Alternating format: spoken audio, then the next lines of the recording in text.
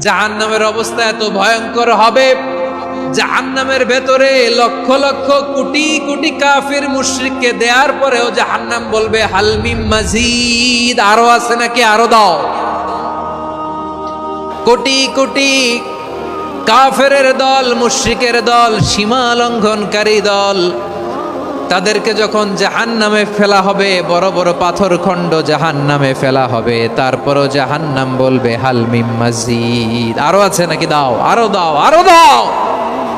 আমার ক্ষুধা নিবারণ হয় নাই। জাহান্নামে তো উত্তপ্ত হবে, জ্বলন্ত হবে, ভয়ঙ্কর হবে। জাহান্নামের এক অংশ আরেক অংশকে খেয়ে ফেলবে। আল্লাহু আকবার। ফেরেশতারাও টালমাটাল হয়ে যাবে। জাহান্নামের রক্ষী ফেরেশতারা কি করবে তারা নিজেরাও বুঝতে পারবে না। কোটি কোটি মুশরিক কাফেরদেরকে জাহান্নামে নিক্ষেপ করার পরেও জাহান্নাম ঠান্ডা হবে না, শান্ত হবে না, বলবে হালমিম মাজিদ, আরো আছে নাকি, আরো দাও। তখন আল্লাহ তাআলার কুদরতি পা জাহান্নামের ভেতরে ঢুকিয়ে দিবেন। সুবহানাল্লাহ পড়তে পারলেন না মজা করে?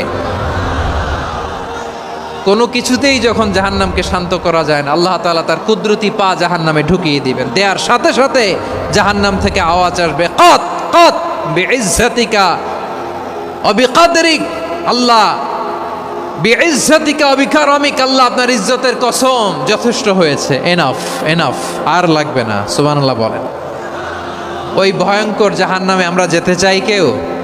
আবার জাহান্নামীরা যখন জাহান্নামে যাবে, ফেরেশতারা ডেকে বলবে, ও কপাল পোড়া জাহান্নামীরা, জাহান্নামে কেন ঢুকলা? দুনিয়ার বুকে কি তোমাদেরকে সতর্ক করার জন্য কেউ আসে নাই? কুল্লামা উলকিয়া ফিহা ফাউজুন সাআলাহুম খাজানাতুহা আলাম ইয়াতিকুম নাযীর। সুবহানাল্লাহ পড়েন। আলাম ইয়াতিকুম নাযীর, কোন সতর্ককারী আসে নাই? বিশ্বনবী নাযীর হয়ে, সতর্ককারী হয়ে পৃথিবীতে আসলেন। তিনি জাহান্নামের ব্যাপারে উম্মাকে সতর্ক করেছেন।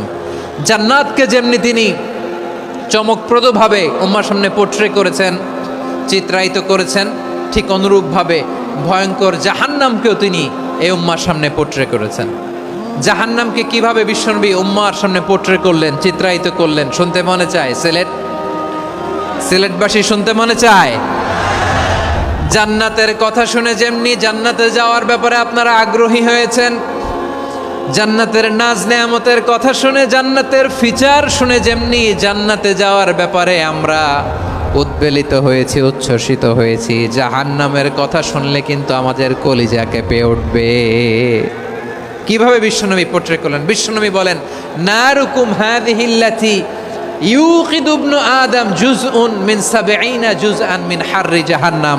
ও আমার উম্মতেরা, তোমরা যে রান্নাঘরে যে আগুন দিয়ে রান্না করো, তোমরা কি ভেবেছো জাহান্নামের আগুন ওই রান্নাঘরের আগুনের মতো না? আপনারা কিচেনে যে রান্না করেন, এই রান্নাঘরের আগুন আর জাহান্নামের আগুন তো একই না? সিলেটের ভাইরা বুঝে থাকলে উত্তর দেন। কিচেনের রান্নাঘরের আগুন আর জাহান্নামের আগুন এক না? একরকম? বিশ্বনবী বলেন, জুজউন মিন ৭০ জুজআন মিন হাররি জাহান্নাম। জাহান্নামের আগুন দুনিয়ার আগুনের চেয়ে কমপক্ষে ৭০ গুণ বেশি তেজওয়ালা। জাহান্নামের আগুনকে আল্লাহ নাম দিয়েছেন নারুল্লাহ। এটা আল্লাহর আগুন, নারুল্লাহিল মুকাদা আল্লাতী তাত্তালিউ আলাল আফইদা, যেটা কলিজার মধ্যে যে ধরে যায়। দুনিয়ার আগুন হাতে লাগলে হাত জ্বলে, পায়ে লাগলে পা জ্বলে। জাহান্নামের আগুন দেহের যেই জায়গায় লাগুক না কেন, সাথে সাথে কলিজাটা জ্বলে ছাই হয়ে যাবে। নারুল্লাহিল মুকাদা আল্লাতী তাত্তালিউ আলাল আফইদা। জাহান্নামের আগুন গায়ে লাগলে আপনার কলিজা পুড়ে ছাই হয়ে যাবে। ওই জাহান্নামে আমরা যেতে চাই? আমরা তো সবাই মিলে নাশিদ গাইলাম, জান্নাতে আমরা একা যাব না, সবাই মিলে যাব। ওই জাহান্নাম থেকেও সবাই মিলে বাঁচার দরকার আছে না নাই? কি ভয়ঙ্কর শাস্তির বর্ণনা যে বিশ্বনবী দিয়েছেন, এত বিস্তর আলোচনার সুযোগ আমার নাই। আমি শুধু সবচেয়ে হালকা পাতলা, দ্য লাইট পানিশমেন্ট, সবচেয়ে হালকা শাস্তি কি হবে এটা বলবো। বিশ্বনবী বলেন, ইন্না আহওয়ানা আহলিন নারি আযাবান ইয়াউমাল কিয়ামাতি লা রাজুলুন তুদাউ ফি আখমাসি কদামাইহি জামরাতান ইয়াগলি মিনহুমা দিমাগু। জাহান্নামের সবচেয়ে হালকা আযাব কি হবে শোনো। সবচেয়ে ভারী না হালকা? সবাই বলুন, জাহান্নামের সবচেয়ে কঠিন আযাব না হালকা? জাহান্নামের সবচাইতে হালকা আযাব হলো ওই ব্যক্তির আযাব যার পায়ে দুটো জাহান্নামের আগুনের জুতা পরিয়ে দেয়া হবে। ওই আগুনের উত্তাপে তার মাথার মগজগুলো ভাতের মারের মতো টপ টপ টপ টপ করে বেয়ে বেয়ে পড়বে। নাউজুবিল্লাহ পড়বেন না? আচ্ছা প্রিয় সিলেট, আওয়াজ করে বলেন, এইটা যদি সবচেয়ে লাইট পানিশমেন্ট হয়, সবচেয়ে হালকা পাতলা সহনীয় আযাব যদি হয়, তাহলে ভয়ঙ্কর তোমার আযাবের কি অবস্থা হবে? আমরা কি ওই জাহান্নামে যেতে চাই? জাহান্নামের অবস্থা এত ভয়ঙ্কর হবে, জাহান্নামের ভেতরে লক্ষ লক্ষ কোটি কোটি কাফির মুশরিককে দেওয়ার পরেও জাহান্নাম বলবে হাল মিন মাজিদ, আরো আছে নাকি, আরো দাও। কোটি কোটি কাফেরের দল, মুশরিকের দল, সীমা লঙ্ঘনকারী দল, তাদেরকে যখন জাহান্নামে ফেলা হবে, বড় বড় পাথর খণ্ড জাহান্নামে ফেলা হবে, তারপরও জাহান্নাম বলবে হাল মিন মাজিদ, আরো আছে নাকি, দাও, আরো দাও, আরো দাও। আমার ক্ষুধা নিবারণ হয় নাই। জাহান্নামে তো উত্তপ্ত হবে, জ্বলন্ত হবে, ভয়ঙ্কর হবে। জাহান্নামের এক অংশ আরেক অংশকে খেয়ে ফেলবে। আল্লাহু আকবার। ফেরেশতারাও টালমাটাল হয়ে যাবে।